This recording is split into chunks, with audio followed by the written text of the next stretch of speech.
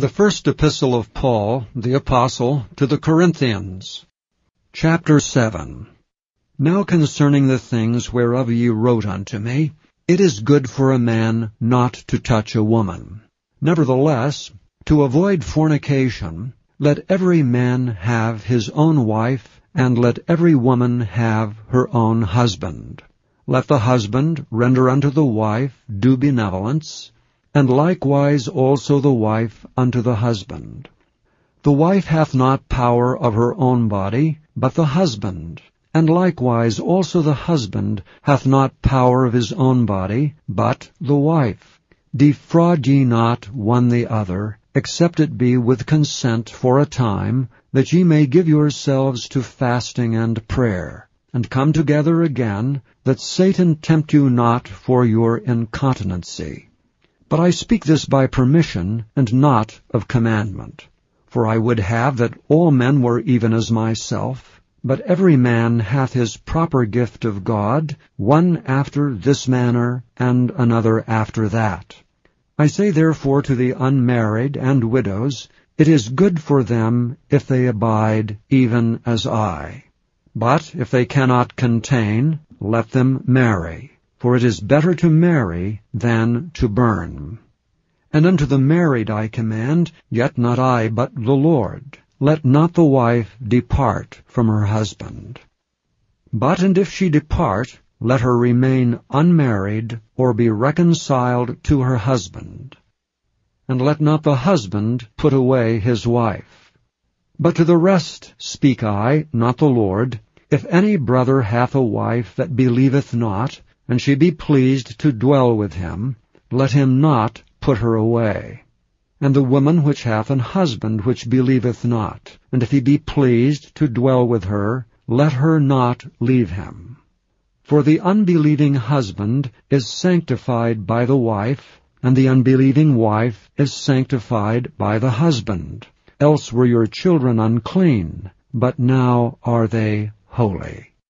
But if the unbelieving depart, let him depart. A brother or a sister is not under bondage in such cases, but God hath called us to peace. For what knowest thou, O wife, whether thou shalt save thy husband? Or how knowest thou, O man, whether thou shalt save thy wife? But as God hath distributed to every man, as the Lord hath called every one, so let him walk. And so ordain I in all churches. Is any man called being circumcised? Let him not become uncircumcised. Is any called in uncircumcision? Let him not be circumcised. Circumcision is nothing, and uncircumcision is nothing, but the keeping of the commandments of God. Let every man abide in the same calling wherein he was called. Art thou called, being a servant? Care not for it, but if thou mayest be made free, use it rather.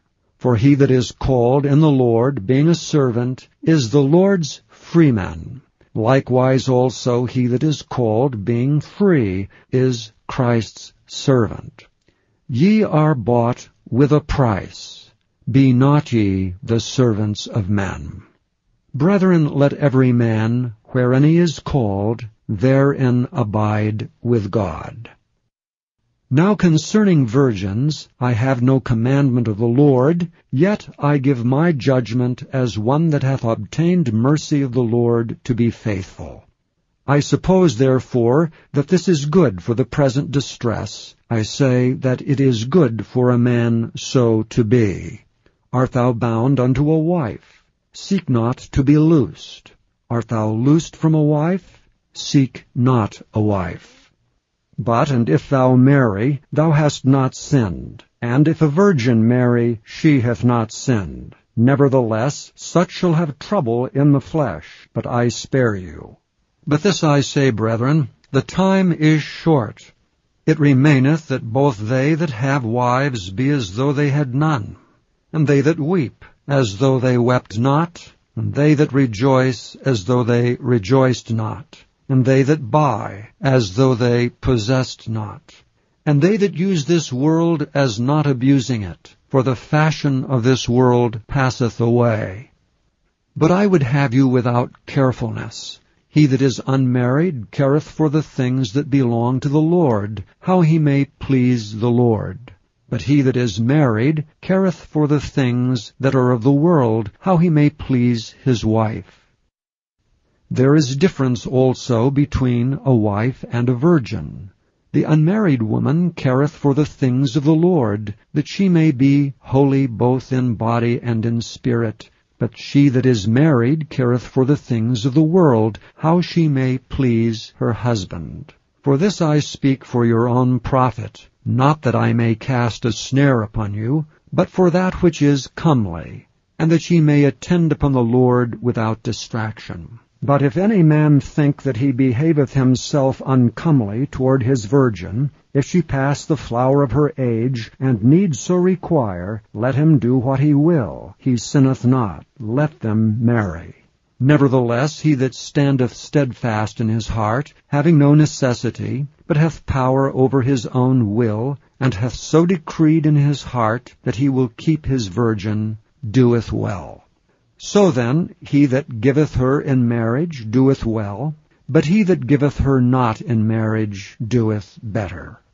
The wife is bound by the law as long as her husband liveth, but if her husband be dead, she is at liberty to be married to whom she will, only in the Lord.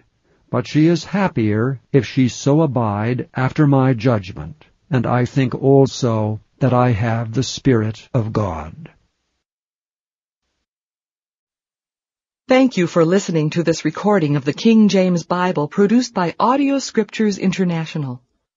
Audio Scriptures International believes it is more important to spread the Word of God than to make a large profit. Please feel free to make copies of these recordings and distribute them freely so long as you adhere to the following guidelines.